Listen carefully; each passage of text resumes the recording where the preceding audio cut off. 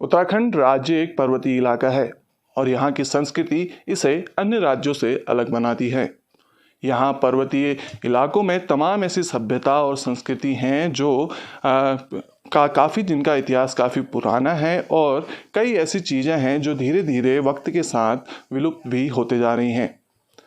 इस वक्त मैं खड़ा हूँ भावराग ताल अकेडमी में, जहाँ पर वाद्य यंत्रों को संरक्षण करके रखा जाता है। तो आज हम ऐसे उत्तराखंड के एक ऐसे वाद्य यंत्र के बारे में बात करने वाले हैं जिसको आजकल की नई पीढ़ी ना के बराबर जानती है, जिसका नाम है नागफनी। नागफनी को ये भावराग ताल संस्था द्वारा यहाँ पे संरक्षित करके रखा गया है और जो सिर्फ आजकल देखने को ही मिलती है। और अगर मैं बात करूँ पिथौरागढ़ की तो सिर्फ और सिर्फ नागफनी आपको इसी संस्था में मिलेगी। और मेरे साथ वक्त बात करने के लिए संस्था के डायरेक्टर कैलाश कुमार जी हैं। उनसे बात करते हैं, उनसे जानते हैं कि इस नागफनी का महत्व क्या है और क्या इसका वाद्य यंत्रों में योगदान रहा है। आपने एक संस्था यहाँ पे वाद्य यंत्रों को संरक्षित करने का काम करती है। आपने एक यंत्र यहाँ पे ऐसा रखा है जो उत्तराखंड के इतिहास में काफ़ी महत्वपूर्ण माना जाता है। इसके बारे में थोड़ा तुम्हें बताइए।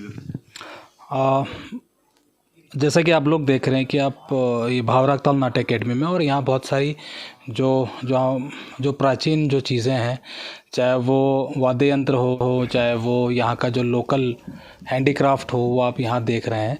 तो मेन उद्देश्य संस्था का यही है कि यहाँ की जो पुरानी जो प्राचीन चीज़ें हैं ये कि उसको संरक्षित किया जाए और आने वाली जो पीढ़ी है उस तक पहुँचाया जाए। और बात इसकी करें कि नागफनी हमारे पास इस तरह के जो तांबे से बने जो सुशीर वाद्य हैं वो भी हमारे पास हैं अलग अलग, जैसे रणसिंह हो गए, भौकर हो गए। तो नागफनी को यहाँ पर जो हमारे साथ बहुत से जो कलाकार जुड़े हुए हैं, लोक कलाकार, वो इसको नाग तुरी भी बोलते हैं। जैसे तुतरी होती है ना, तो अब ये सांप की तरह दिखता है तो इसको नाग तुरी भी बोलते हैं वो लोग, है ना। और ज़्यादातर जो इसका प्रचलन में जो इसका नाम है वो नागफनी है। तो इसके बारे में कहते हैं कि शायद ये जैसे बहुत सारे इंस्ट्रूमेंट जो अभी मैं बता रहा था, रणसिंह और भौकर और ये तुतरी वगैरह और ये नागफनी, तो कहते हैं कि राजस्थान से ये माइग्रेट होकर यहाँ पहुँचे हैं। और दूसरी चीज़, इसके जो कलाकार हैं ये मुझे दिखती भी नहीं है कहीं आजकल, और मैंने इसको देखा भी नहीं, और किसी के हाथों में भी या मैंने किसी आयोजन में या किसी धार्मिक स्थलों में भी मैंने इस चीज़ को नहीं देखा। और ये मतलब ये सुनने में भी आता है कि कई लोग कि बेरीनाग जो ये पिथौरागढ़ डिस्ट्रिक्ट में है वहाँ पर इसका यूज़ होता है, वहाँ अभी भी ये बजाई जाती है। तो कलाकार भी इसके बिल्कुल ना के बराबर है, जिस तरीके से ये विलुप्त हो रही है, और कलाकार भी अभी इसके हैं नहीं। और दूसरी चीज़, यहाँ पर बहुत सारे विजिटर्स आते हैं, देखते हैं इंस्ट्रूमेंट्स, यहाँ के जो लोकल इंस्ट्रूमेंट्स है बहुत सारे।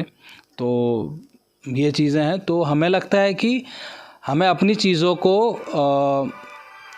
आगे आने वाली पीढ़ी तक हमें संजो के रखना पड़ेगा और उनको देना पड़ेगा।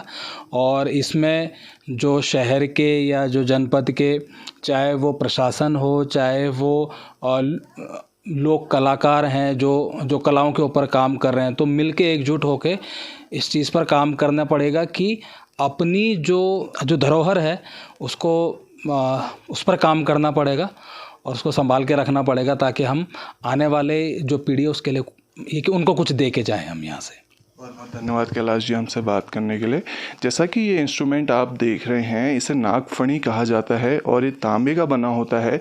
आप इसको देख रहे होंगे, इसके एक सांप जैसा इसका मुंह है, जिस वजह से इसको नागफनी नाम दिया गया है। ऐसा मान्यता है कि ये भगवान शिव को समर्पित है ये वाद्य यंत्र, और जितने भी उत्तराखंड के इतिहास में धार्मिक आयोजन होते थे उसमें शिव के जो भी धार्मिक आयोजन होते थे उसमें ये बजाया जाता था। और जितने भी यहाँ के कुमाऊं में जितने भी युद्ध लड़े गए, कुमाऊं के वीर सैनिकों को प्रेरित करने के लिए भी ये वाद्य यंत्र बजाया जाता था, ऐसा मान्यता है। और मैं इस संस्था का एक सराहना करूंगा कैलाश जी की। उन्होंने ऐसे वाद्य यंत्रों को संरक्षित करके रखा हुआ है जो अब बिल्कुल विलुप्त हो चुके हैं, और कुछ वाद्य यंत्र ऐसे हैं जो विलुप्त होने की कगार पे हैं।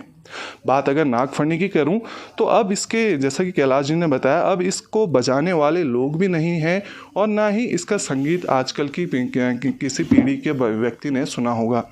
क्योंकि ये अब मैं बहुत ही मैंने पिथौरागढ़ में यहीं पे इस संस्था में ही ये इंस्ट्रूमेंट देखा और एक जिज्ञासा हुई कि इस इंस्ट्रूमेंट के बारे में सभी लोग को पता होना चाहिए। इस वजह से आज हम यहाँ पे भावराग ताल में आए और इस नागफनी से सभी को रूबरू कराया। अब ज़रूरत है तो अपने कलाओं और अपनी संस्कृति को सहेज के रखने की, ताकि हम आने वाली पीढ़ी को भी इन चीज़ों का महत्व बता सकें।